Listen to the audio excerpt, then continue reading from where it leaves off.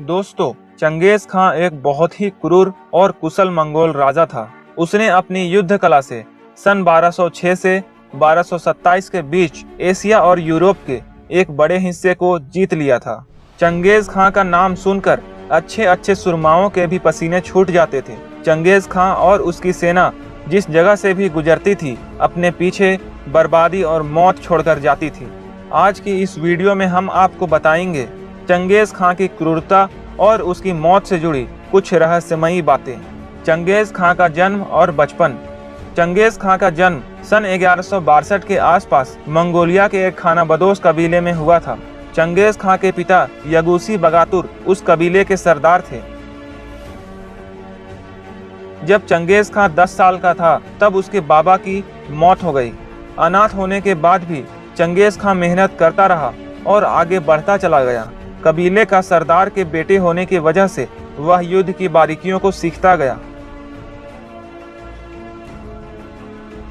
बचपन में चंगेज खां बहुत ही गुस्सैल था। एक दिन की बात है जब उसके भाई ने उसकी मछली चुरा कर खा ली थी। इस पर चंगेज खां को इतना गुस्सा आया कि उसने अपने भाई को ही मार डाला। चंगेज खां का धर्म, वह मुसलमान नहीं था। चंगेज खां के साथ खान लगा होने के वजह से ज्यादातर लोग यही मानते हैं कि वह मुसलमान था, लेकिन चंगेज खां का असली नाम तैमूजिन था। चंगेज खां ने अपनी बहादुरी से कबीले में अपना प्रभाव बना लिया था और बाद में कबीले ने उसे अपना सरदार घोषित कर दिया और उसे कागान की उपाधि दी गई। मंगोल सेना में सेना का सरदार या कागान की उपाधि पाने वालों को खान कहा जाता था। कागान का असल मतलब होता है सम्राट या सरदार। चंगेज नाम उसे बाद में मिला जब उसने दुनिया का एक बड़ा हिस्सा जीत लिया और कई कबीलों में अपना कब्जा जमा लिया। तब उसे मंगोल के लोगों ने चंगेज नाम से नवाजा। तैमूजिन अब चंगेज खान बन चुका था, जिसका मतलब विश्व सम्राट था। तैमूजिन जब खान बना तब उसकी उम्र लगभग 51 साल हो चुकी थी। एक कहानी के अनुसार जब एक बार चंगेज खान शिकार से लौटकर जब अपने ठिकाने पर पहुंचा तो अपनी जवान पत्नी को गायब पाता है और बाद में उसे पता चला कि उसकी पत्नी का एक दूसरे कबीले ने अपहरण कर लिया है।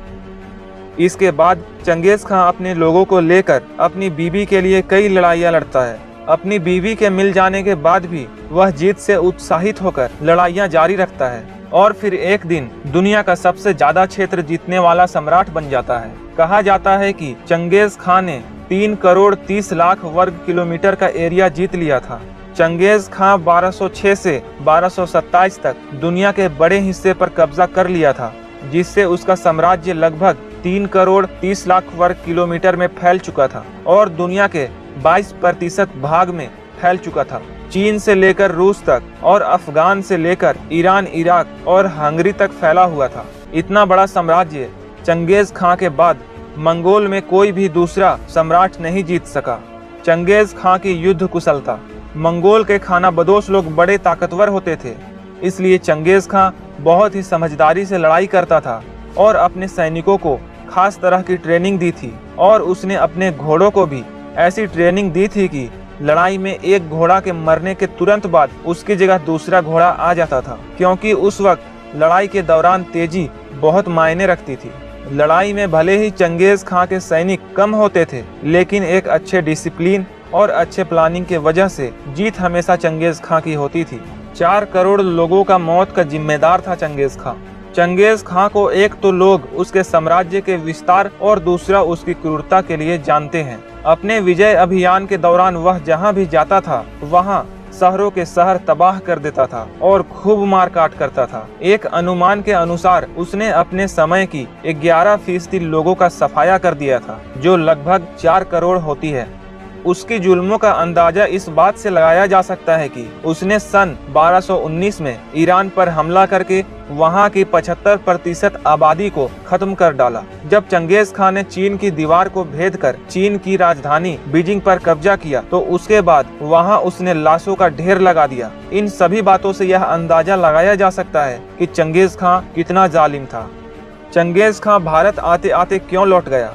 चंगेज खान ने ईरान के राजा खारजम पर हमला किया था और उसका बेटा जलालुद्दीन भागकर सिंध नदी तक आ गया और दिल्ली दरबार में मदद के लिए चला गया। इधर दिल्ली के सुल्तान इल्तुतमिश ने चंगेज खां के डर से जलालुद्दीन की मदद नहीं की और इल्तुतमिश चंगेज खां से हार मान गया और फिर चंगेज खां वापस लौट गया और इस तरह उत्तर भारत एक भयानक बर्बादी से बच गया। चंगेज खां के वंशज आज भी चंगेज खां के 1.5 करोड़ वंशज जीवित हैं। चंगेज खां के कई पत्नियां थीं। इतिहासकारों के अनुसार चंगेज खां सैकड़ों बच्चों का बाप था।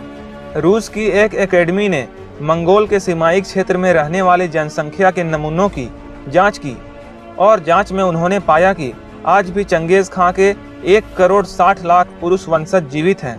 अगर महिला वंशजों को भी इस संख्या में जोड़ दिया जाए तो यह संख्या दुगुनी हो जाएगी। चंगेज खां का धर्म। चंगेज खां सभी धर्मों का सम्मान करता था। चंगेज खां एक विचारधारा समावाद को मानता था, जिसे उसका धर्म भी कहा जा सकता है। समावाद में नीले आसमान वाले देवता की पूजा की जाती है और अपने मरने तक चंगेज खां समावाद पर ही कायम रहा और जब भी परेशान होता था तो वह नीले आसमान को देखा करता था। चंगेज खां को बाज पालने का शौक था और उसके पास लगभग 800 बाज थे। चंगेज खां की मौत।